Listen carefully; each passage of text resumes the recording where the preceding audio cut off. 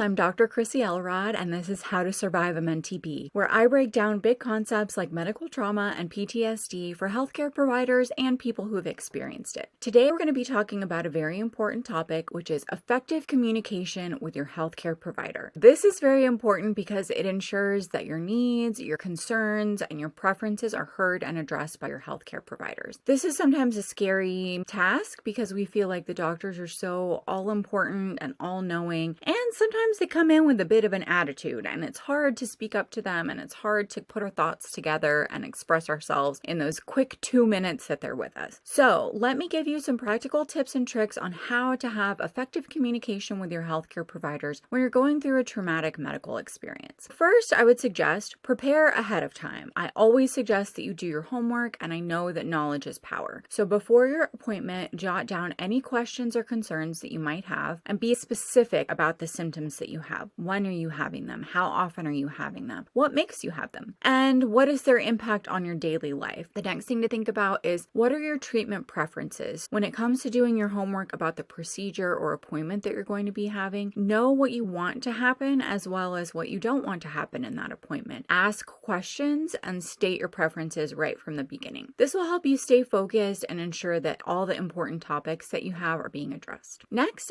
be assertive and ask questions. This one is really big for me. I'm from the American South. I'm very polite. And even when I'm feeling terrible, I will be polite to people in power. So sometimes I have to push myself out of the boundaries so I can actually be assertive and have a space for myself to ask the questions that I need to ask in an appointment. This is going to help you get any clarification that you need if you're confused about something, or even if you just want to talk it through in your own words to make sure that you understand what the plan is and what's about to happen so that they can confirm or maybe fill in any gaps about what you might be misunderstanding. So request any explanations that you might want, request all the treatment options, risks, benefits, all of that. Feel free to ask questions multiple times. Even if they've already explained things to you, have them explain it again. This is literally your healthcare. This is your body and this is your life. So you need to know all the potential risks and benefits of what you're getting into. So advocate for yourself by expressing your needs and your concerns openly and as often as you can. Next thing I would suggest is to take notes during your appointment or bring a trusted friend to take notes, because I can have all the best of intentions, but if I'm feeling triggered or if I'm scared or if I'm confused, it's hard for me to take in this logical information that's being presented by the doctors. So having a trusted friend that's an objective listener that isn't hearing it from that medical trauma perspective can really help you ensure that you review the information later and it's accurate. And that will help you make more informed decisions about your healthcare instead of acting out of a place of this response to medical trauma or being so anxious and triggered that you will just do anything to get out of the situation. Be sure that you have someone else there to give you an objective opinion on how things went down so that you can make sure you're managing your emotions as well. Another thing I suggest, if you're feeling uncomfortable or if you just want to increase your knowledge, get a second opinion. If you feel uncertain, uncomfortable, or just want more information, seek a second opinion because it's your right to explore different perspectives and to ensure that you make informed decisions about your care. If you are feeling a bad vibe, get out of there. Next suggestion is utilize technology. Use your patient portals that allow you to access your medical records, communicate with your healthcare team, and stay informed about your treatment plan. A lot of times I would leave an appointment feeling okay, but then maybe the next day after sleeping on it, questions would come up, or after doing a few internet searches and talking to a few people who've maybe experienced what I'm about to do, then I might have some more questions. And the patient portal is really great for that because we're not always able to have that face-to-face contact with our doctor anytime we want it, but we do usually have access to the patient portal where we can put in writing what our questions and concerns are, and it puts them into a situation where they're forced to answer us or ignore us, and either way, that's an important response. Hopefully these tips will be useful for you the next time you have a doctor's appointment or anytime that you're feeling scared about getting to that appointment. Thank you for watching How to Survive a Mentee Bee with Dr. Krisy Elrod, where I take big concepts like medical trauma and medical PTSD and break them down for healthcare providers and for people who've experienced it. Let me know if you have any questions. I love answering questions and talking about medical trauma, so please let me know what you'd like for me to talk about next. Bye-bye!